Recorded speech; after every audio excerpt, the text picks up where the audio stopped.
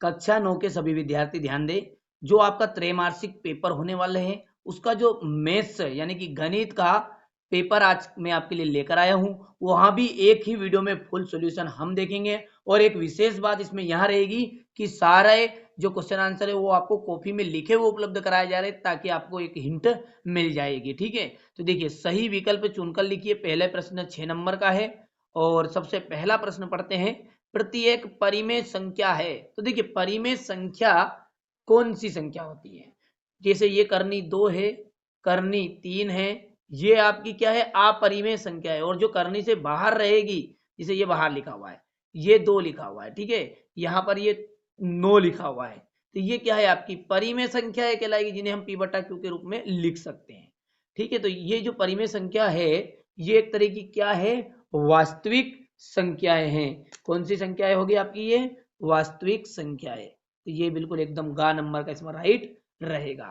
चलिए दूसरा पढ़ते हैं, a की पावर m और a की पावर n का जो मान है वो क्या था? तो देखिए आपने सुना होगा कि गुना में घात जुड़ती है, इस तरह की, जैसे ये है 2 की पावर 2 इंटू 2 की पावर 3। तो देखिए ये 2 की पावर 2 यानी कि क्या होता है? इसका मतलब 2 दूने 4। ठीक है, 2 दूने कितना होगा? 4 होगा।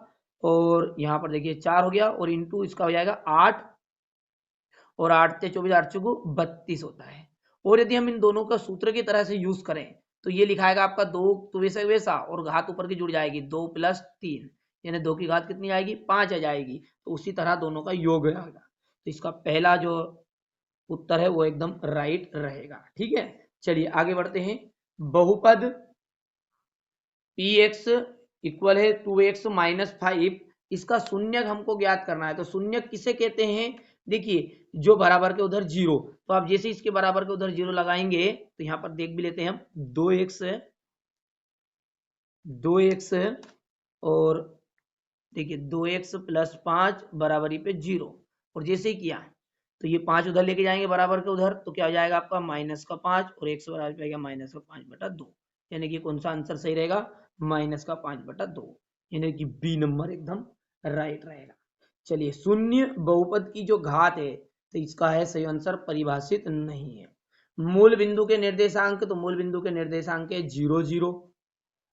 चतुरांश देखिए -4 और -4, ये कौन से चतुरांश में स्थित है?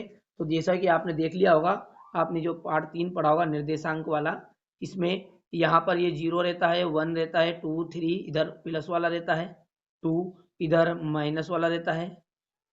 ठीक है, और इधर भी नीचे वाला भी माइनस वाला लिस्ट रहती है। तो ये दोनों ही मान कैसे हैं? माइनस वाले हैं। तो ये मान वाले ये है, इसे कहते हैं पहला, इसे दूसरा, और इसे कहते हैं तीसरा। ठीक है, तो कौन सा एकदम राइट रहेगा? इसका तीसरा चतुर्थांश एकदम राइट रहेगा।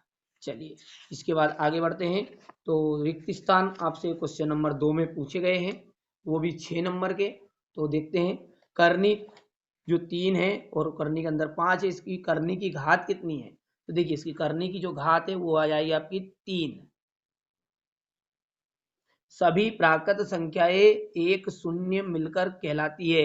यदि एक प्राकृत संख्याओं में शून्य और मिला दे तो वो कहलाएगा आपकी पूर्णांक। ठीक है, क्या कहलाती है वो? पूर्णांक संख्याएं कहलाती है। इसका यहाँ पर मैं उत्तर लिख रहा हूँ पूर्णांक। चलिए इसके बाद क्या है? तीसरा, बहुपद x की घात 3 है, -x² है, +1 है, इसमें x² का गुणांक कितना है? इसमें x² का गुणांक कितना है? तो देखिए x² यानी कि x² के आगे कौन लिखा हुआ है? तो कुछ नहीं, तो 1 है, और वो 1 कौन सा रहेगा आपका? ऋण 1 यहाँ पर इसका आंसर रहेगा। बहुपद में चर की घात सदैव एक पूर्ण संख्या होती है। कैसी होती है वो? पूर्ण संख्या। चलिए रेखी बहुपद में चर की अधिकतम घात कितनी होगी? रेखी ने एक घात वाला, तो सिंपल सी बात है कि जानता जानता घात भी कितनी रहेगी? उसमें 1 रहेगी। चलिए -1 और -4 का चतुरांश है, तो ये है तृतीय चतुरांश। कौन सा चतुरांश है? तृतीय चतुरांश। ठीक है, चलिए आगे बढ़ते हैं, सही जोड़ी को देखते हैं। -2 भाग देना है -2 से, जैसा कि आप जानते हैं दोनों 2 के बट्टे में 2 आएगा तो 1 इसका उत्तर आएगा। तो ये तो हो गया आपका पहला एक।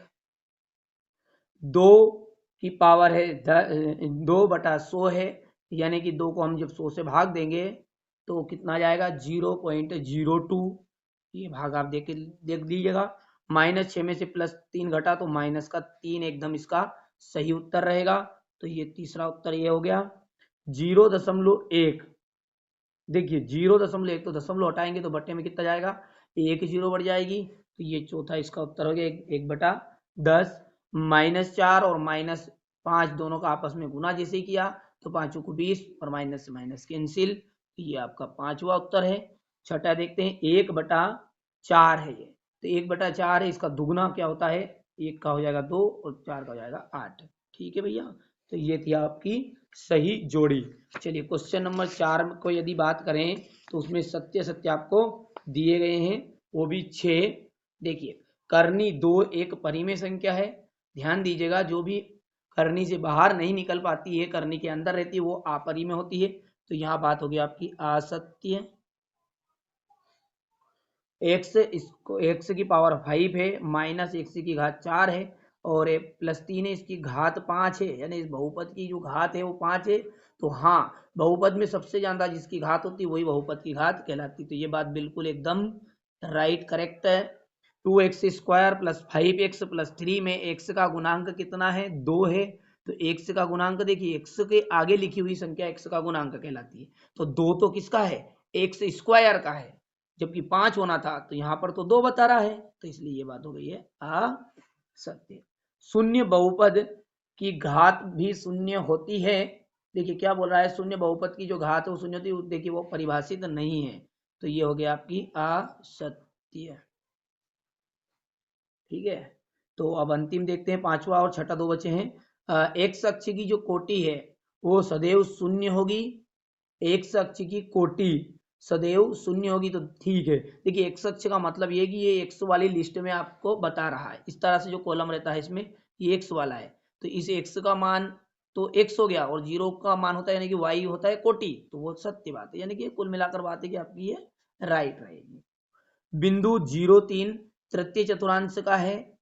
कौन से चतुर्थांश का, तो ये तो दोनों ही धन है और दोनों ही धन तो फर्स्ट वाला रहता है, तो ये बात होगी आपकी सत्य। चलिए एक वाक्य में उत्तर आपको देना है। y अक्ष पर स्थित किसी बिंदु की भुज कितनी होगी। देखिए y पर है, जब y अक्ष बोले तो x का मान 0 होगा और x के मान को कहते हैं भुज। यहाँ पर देखिए, यहाँ पर x का मान दिया था तो कोटि होगी y का मान, तो y का मान 0 हो गई, तो सही बात है। अब यहाँ y का दिया है तो x का मान कितना हो जाएगा, 0 हो जाएगा, तो इसका उत्तर है 0। बिंदु 8 -6 तथा 5 -5 है और 2 कौन से चतुर्थांश में स्थित है। तो देखिए इसका जो आंसर रहेगा वो देखिए पहला जो है ये, इसका तो आ गया दूसरा है नहीं, ठीक है, ये चौथा है और ये कौन सा है आपका द्वितीय है, तो चौथे एवं दूसरे, ठीक है, चौथे एवं दूसरे चतुर्थांश में स्थित है। केवल 3 पदों वाला बहुपद क्या कहलाता है। देखिए केवल 3 पद है जिसमें, अब 3 पद है तो वो कहलाएगा त्रिपद।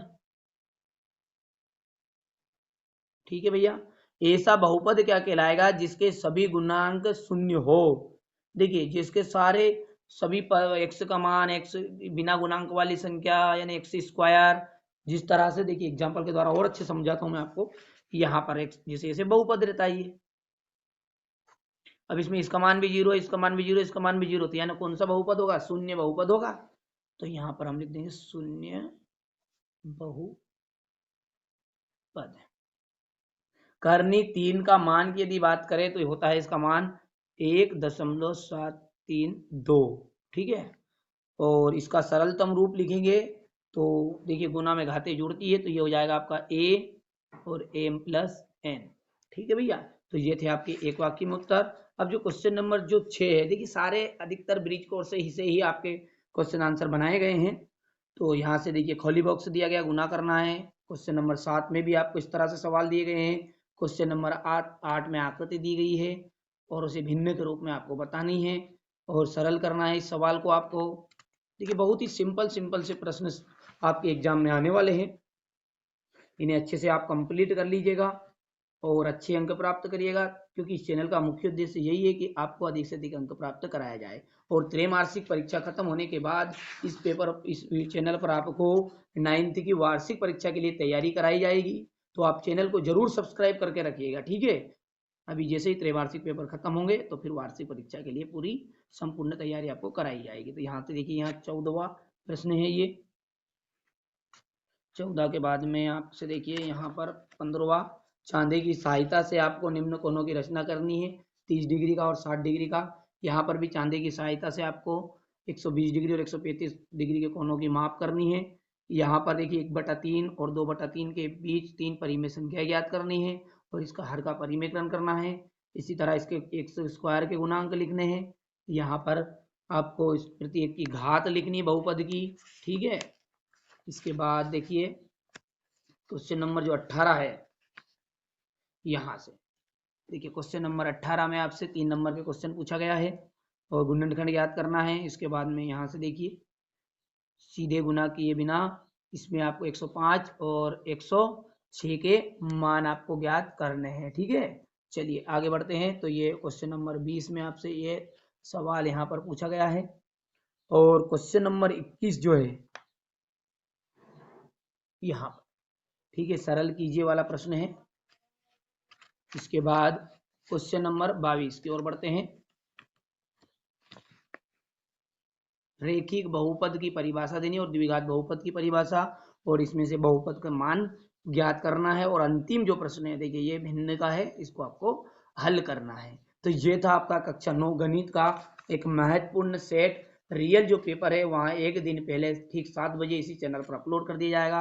आप सभी भी जानते हैं कि इतनी जल्दी रियल पेपर नहीं आता है, पर आप भले ही मिलान कर लीजिएगा रियल पेपर में भी कि इन पेपरों में से 60-70% आपका एग्जाम पेपर में फंसना ही है, ठीक है। ये बड़ी ही रिसर्च करके आपके सामने प्रस्तुत किया गया मॉडल है, ठीक है। तो आप इसे अच्छे से कंप्लीट करिएगा और चाहे भले ही आप इसका मिलान कर लीजिएगा वार्षिक पेपर से, इसमें से 60 से 70 नंबर के पेपर आपका 100% एग्जाम में आएगा, ठीक है। तो चैनल अभी तक सब्सक्राइब नहीं किया है तो सब्सक्राइब कर लीजिएगा, क्योंकि ठीक 7 बजे एक दिन पहले यहाँ पर रियल पेपर डाला जाएगा और 2 घंटे के बाद में उसे डिलीट भी कर दिया जाएगा, ताकि आपका काम भी हो जाए और मैं भी ना किसी समस्या में फंसूं, ठीक है। तो चैनल को अभी सब्सक्राइब नहीं किया तो अभी सब्सक्राइब आप कर लीजिए।